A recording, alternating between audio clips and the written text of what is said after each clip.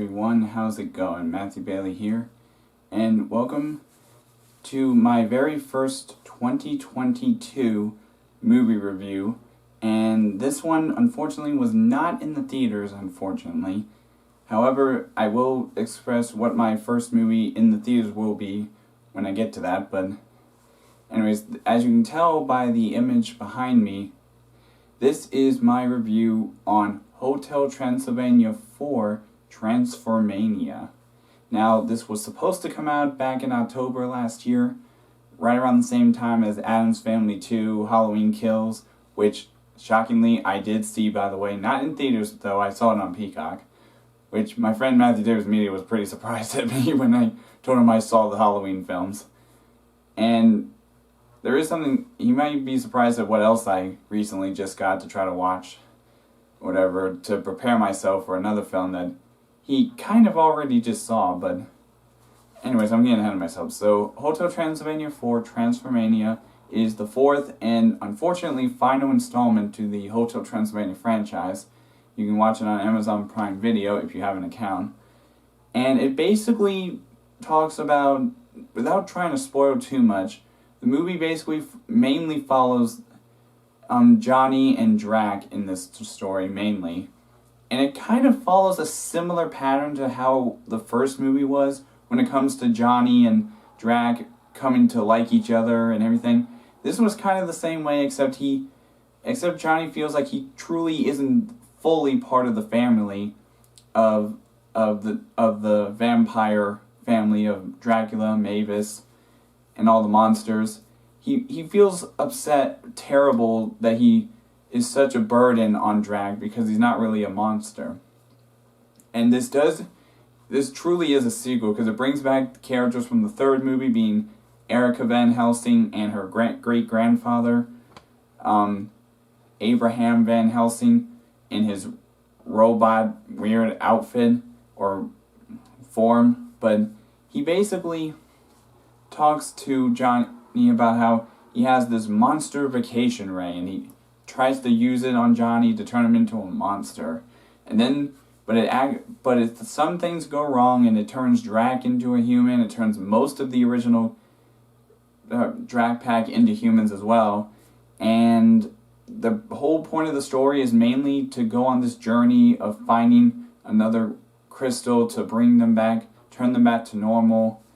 And along the way, Drac and Johnny have a little bit of a bonding experience and a much better understanding of each other. And to make it where he's truly part of the Dracula vampire family. Now there are some changes to this movie, unlike the original three. Now, not only are we seeing different directors in the director's chair this time, but we do have, unfortunately, two different voice actors for two very important characters, especially one in particular, and that is Dracula himself. Now, in the first three movies, he was voiced by comedic actor Adam Sandler, who we all know for his movies like Happy Gilmore, Billy Madison, Grown Ups, Grown Ups 2, all these classic comedy films that he's been a part of. Little Nicky is another one. However, he unfortunately did not come back for this movie. However, the guy who replaces him almost does a spectacular job as the replacement, because you can barely tell the difference in his voice. Now, there are some bits near the end where you start to realize that it's not Adam Sandler, but I still think this guy did a great job, and that is voice acting YouTuber Brian Hull. The link to his channel will be in the description below, especially for one video that I really think he does all these different characters well, and I thought he was the perfect way to replace Adam Sandler, even if this is the final movie. But he's not the only character that got changed out for voice acting. The other character who got replaced with an actor was Kevin James's portrayal of Frankenstein's monster. Now, this movie, I think the guy who voices Frankenstein in this movie is Brad Abril. I almost couldn't tell the difference, but then I started to realize it at one point. When he first turns human, I realized that his voice is different. But those are the only two that had their voice actors changed. Now, everybody else from the original films came back, like Selena Gomez, David Spade, Steve Buscemi. Everybody mainly comes back. However, I did notice there was one character missing from this movie that was in the second and third movies, and that was Mel Brooks as Vlad. He doesn't even show up in the trailers, and I can personally guarantee you he doesn't show up in this movie, so that's really not much of a spoiler. But I have to admit, this movie was definitely an improvement as to what happened during Hotel Transylvania 3.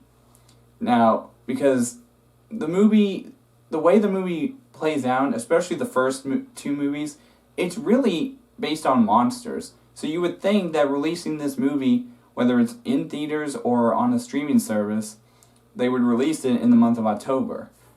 But like Matthew Davis talked about regarding the movie Scream 5, which he just reviewed, go check out his video as well on his channel. Most movies like this deserve to be released in October. Now, again, this movie, just like Scream 5, this movie was released in January, the same day as a matter of fact, and I saw it on Amazon Prime Video for no additional cost. And this was definitely a decent film. It's definitely an improvement on the third movie, and kind of the second as well. It's almost on par with the first movie, I have to admit. But for now, let me give you my rating of the movie.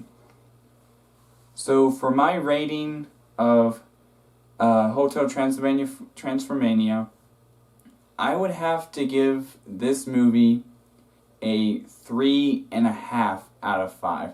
Like I said, it still is an improvement on the other films. If I had to give the other two sequels any ratings, I would probably give the third movie a 3, and I would also kind of give the second movie a 3 as well. The first movie I would probably give like a 4 out of 5 to. So this one's kind of an improvement.